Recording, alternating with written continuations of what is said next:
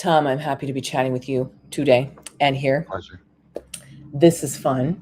You're in. I love what I've already discovered. You're first of all Tom Rogers, CEO of Variabl. Previously, a different name of a company called Zencentive. Correct? Yeah, Yes, got yeah. it. But it was too confusing, so we rebranded. Yep. And speaking of rebranding, you were a calculus teacher who's now a venture-backed founder doing sales SaaS. Yeah, Fascinating. Fascinating. How do we get here, Tom? I know. And that's just a small part of the story. I mean, That's a my small career has part.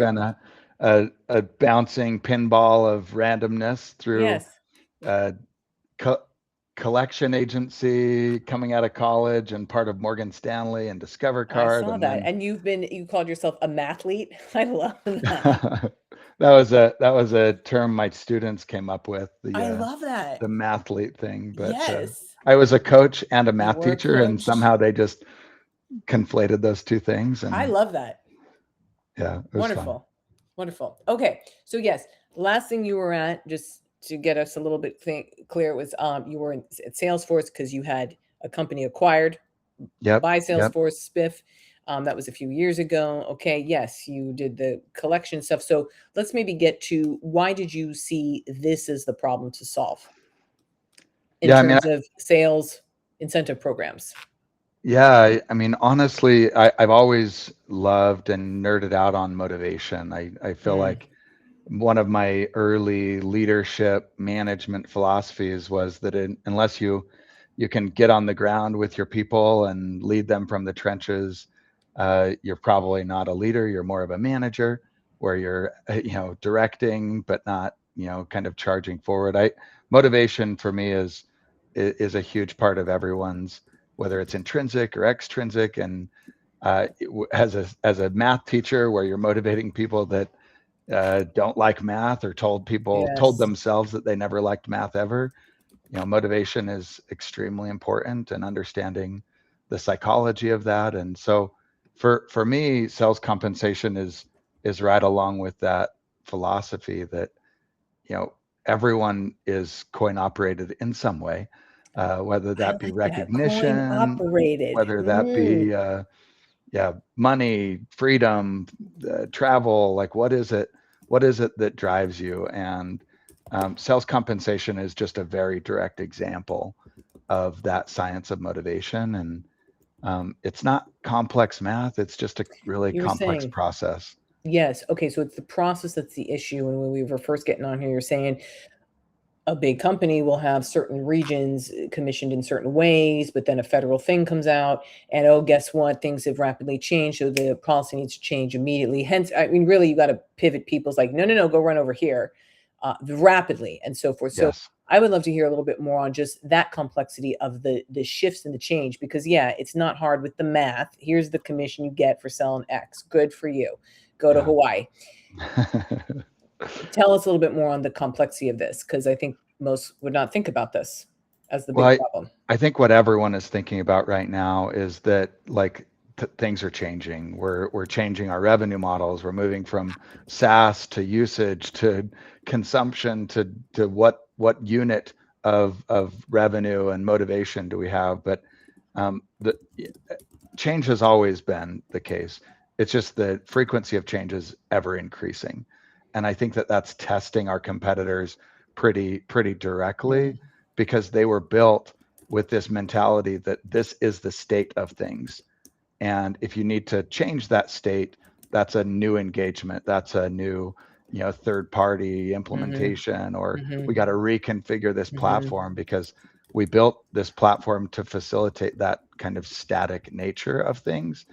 And that's just not the reality of this market, of any Nope, company. nope, And especially as AI puts pressure on everything to yeah, move faster and to pivot and to assess where you're going. I mm, think the need for an agile environment that was built for that, reality that yeah, things are changing constantly, and allows that freedom for companies to do the same. mhm. Did you recognize the problem in your time in Salesforce by chance? I'm just kinda wondered, like, where'd this come Yeah. about? Yeah. Well, and Where the honestly, I feel aha. like Salesforce and Spiff, this little Utah Yeah. company, they wanted to give more agility and freedom to that admin, but the market has either sustained enterprise scalability, where you can handle a lot of data and a lot of craziness, or or giving more self-management and agility. So it's one or the other, and there's never been a product that facilitated both: the ability to manage this process in an agile way and rapidly and have shorter time to values, um, and the ability to handle anything and everything and large data. And we feel like we're the first entrant to accomplish both at the same time: the enterprise scalability and the flexibility. Spiff had one of those, right? And not Which even one? to the point that just that Yeah. flexibility, just Just that flexibility. Yeah. accessibility. Yeah.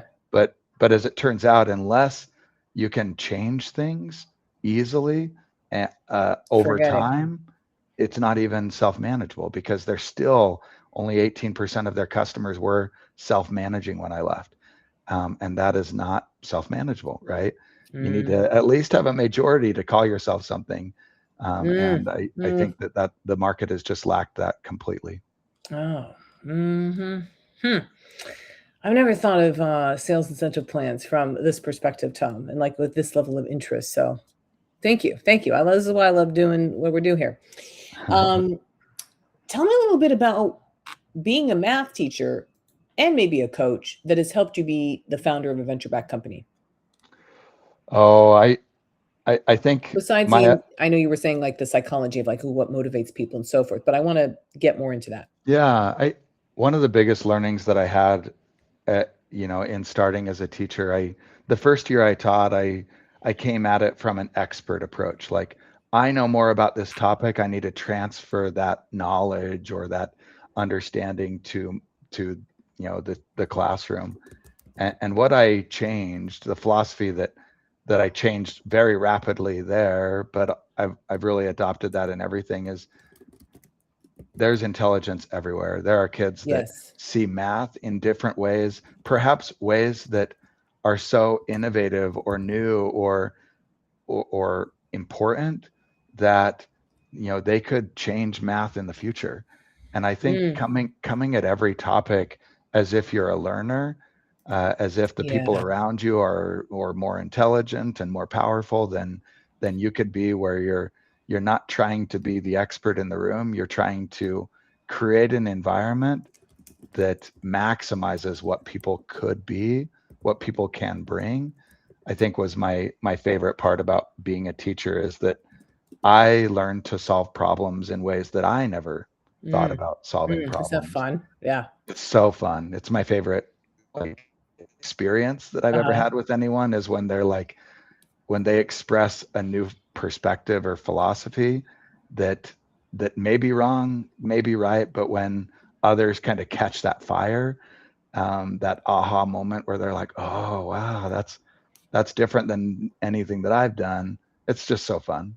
And So I think you do see that, and you can create that environment in a company. And I think it's important. I read a blog about Google last year, where they were talking about the problem with Google now is that they've lost that, like, that yes. ability to, like, innovate, or just to really The enable that. 20% rule. Like you should be working on something 20%, not Yes, what's in yes. your, yeah, yeah. Yep, you got it. Yeah. I don't know the solve for that in giant big companies, but I have not been in enough giant big companies to even appreciate how I would solve that. So there's that as well, I think. Yeah. Yeah, I mean, in my Well, you experience, it doesn't were. So yeah. happen Yeah, exactly. at big companies. I mean, I think in the microcosm or within the company in small areas, they're absolutely doing that. They have to. I Oh, mean, they have to. It's the only way you survive. I agree. I just think the advent of AI will challenge companies to get back to that in more Yes. meaningful ways, Yes. even at the 70,000 person company. But in the meantime, the small startups that just have that in their DNA, are going to be picked up, more expeditiously as we go forward. Man. what a time to be small and scrappy. I was talking with another founder, to your point here, on just, man, the flex in 2021 was like, oh, what's your head count? What's your head count? Now the flex is how much is not your head count with your ARR. Like that's 5 people doing 50 million a year. Awesome.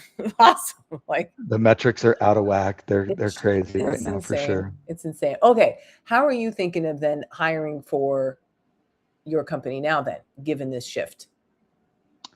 Yeah, to be frank, I don't know that you hire people that don't have a lot of experience. I think Right. engineers, Right. I mean, it It's a bad really time to be does, young. as it is concentrating wealth at the top end, where we're kind of narrowing that pyramid, so to speak, Yeah. in my opinion. And I think those engineers, for example, I think this is the role that is most affected right now, and Mm, and for the foreseeable future. The engineers that can orchestrate AIs to become a team of engineers yes. is the future. And in order to have Yes. that capacity, you need to have that vision, that kind of Mm, overarching understanding of the problem. hmm. So bigger experts that obviously can be adaptable, that can change Yeah. their way of operating, are what you're looking for. Still agile thinkers and agile Hmm. workers, but ones that have seen a lot and done Yes. a lot, because they can orchestrate the development a lot faster. Yes. There was a clip from Obama years ago that was he was giving it either at college or some speech and something, and people's like, oh, what do you look for, like new hires and new talent? And his basic thing in his perfect like Obama way is just like that you can figure it out. Hey boss, I'm going to figure that out. I don't know the answer, but I'm going to figure it out. I Because mean, in that so many that is ways, no universal. one, Yeah. that is so universal. I just appreciated the drop of that. It's not the school you came from. Did you come from da da da? And did you go to the 2 years of consulting? It's like, no, no, I don't really care. I just want to know you're going to figure it out. And you have the attitude of, I'm going to figure it out and I'll report back to you in 2 days. Yeah. Great. That's all I want to hear. Can you find the person that has that mentality, that determination, that Yeah. I'll figure it out no matter what, that also has a lot of syntax or a lot of context Yes. of the problem, right? That's to your point, the key of the contextualizing from experience that compounds and so on and so forth. Mm. Yeah. Yeah. Exactly, Tom. Okay, what's an unlock for you as of late, if you've got one? Like something you're just like, damn, that really helped me click in. Maybe from personal coaching, you're a girl dad, you got that going on, mathlete, so on and so my forth. my 3-year-old is challenges me to reassess everything daily. I'm I sure. Yeah, one of the biggest learnings that I've gone through is that I mean, I like being in the trenches. I like, just running with my Yeah. people instead of, above my people, or any kind of like verticalization. Hmm. But I also just need to learn that, like, hey, now they're good, and Yeah. like step out of their way, Yeah. let them lead.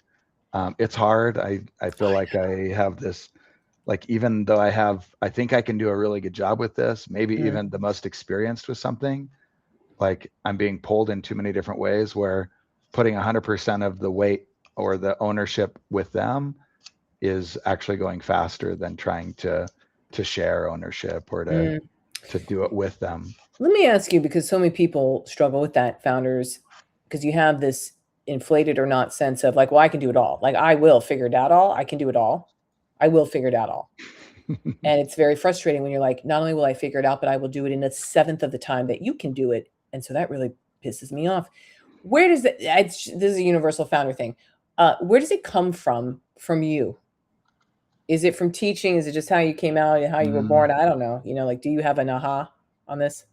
Yeah, I mean, I'm seeing it firsthand with our company right now. We have some of the smartest people in our company that just have too much on their plate, and ones where if you could just unblock them with the menial elements, Mm-hmm. their innovation goes through the roof, their ability to Mm, to really push the company forward. And like, yes, getting started is the hardest part, but once it's started, like, learning to just let go and hand off, and, like, God, it's so freeing. knowing where you're most valuable Yes. is so important. And as a founder, I think the biggest skill to learn is when to when you need to pivot off, when you need to like hand over or delegate or just like trust someone else to do it, even though they're not going to do it as well or they're going to be slower, that Tom, you just have to hand it off. this is the thing. It should be a whole chapter in founderitis of just like the acceptance of, okay, it's not going to be 100, which is what I would be doing. It's going to be 92. I can actually, that was something that's come up on here. It's just like, what's your number? Can you live with 92? Can you live with, is it 87?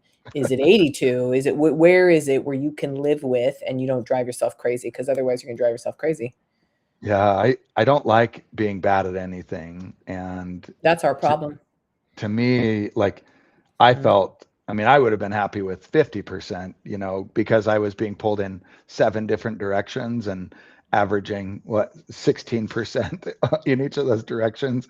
The problem for me was that I didn't feel like I could even give what the problem was worth, and just had to trust people or promote people to take on ownership of those. But I think that anyone that feels like they're 100% of anything has a problem at the outset, right? Like you can always get better, you can always improve, you're always a learner. At best you are, I don't know, 60-70% of top capability in some area, right? That you're always having that ability to learn. But yeah, it's just really about who can do it even a percent better than me, with more time or more efficiently, and then they're ready to take it over.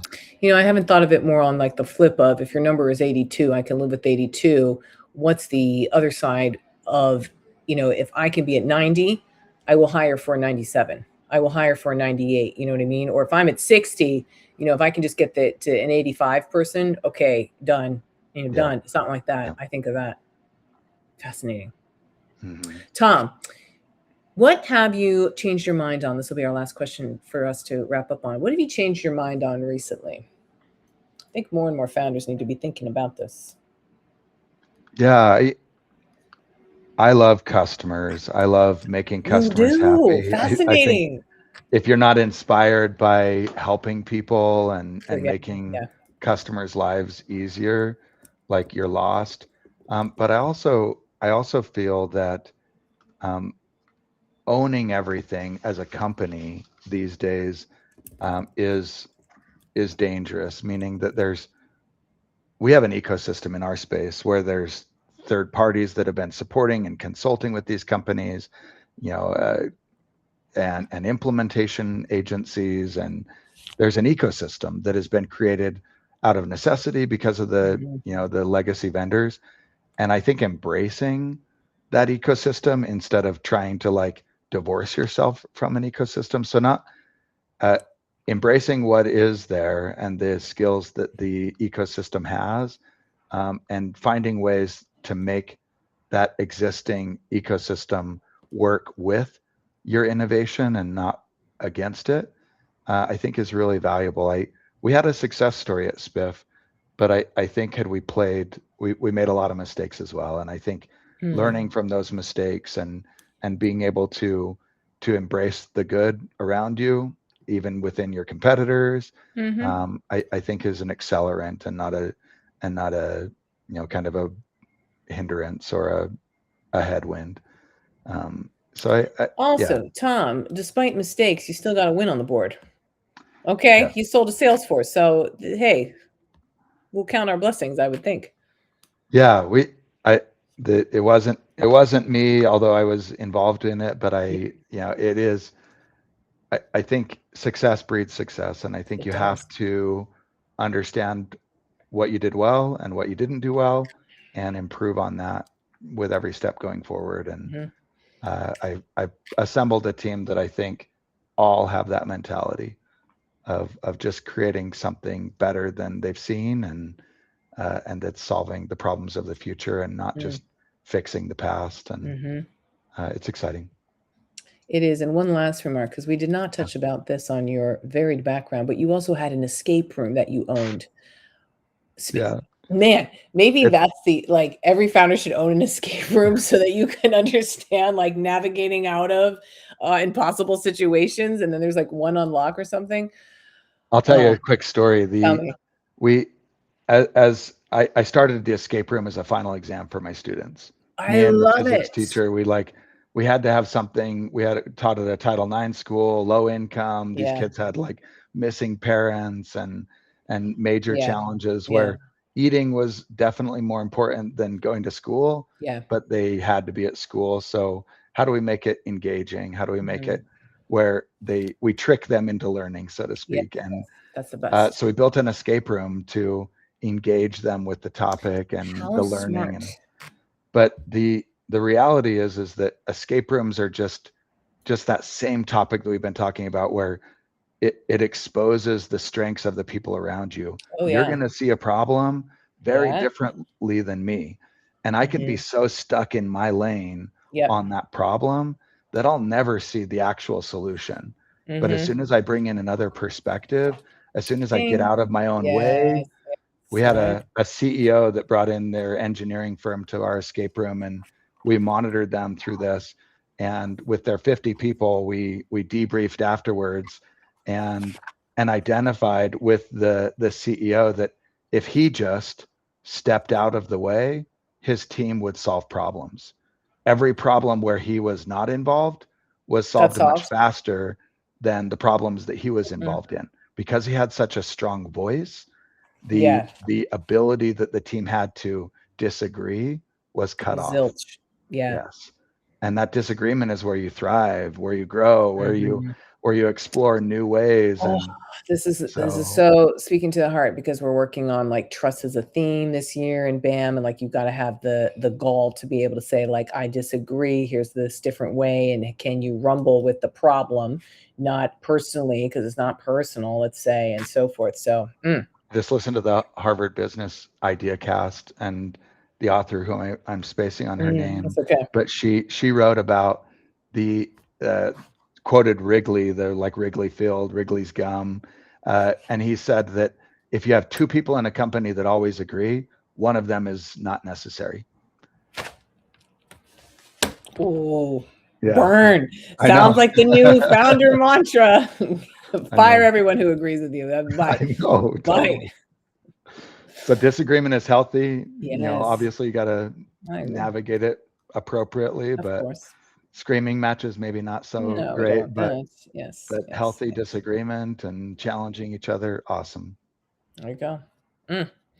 Scott. Tom. All good.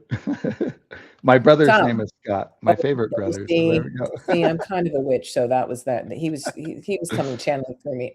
Yes, Tom, yes. thank you for being here today, all the way It's a from pleasure. Utah on our little digital format here. Appreciate it. No, Sales thank you. incentives, Appreciate way the, more difficult than one would think.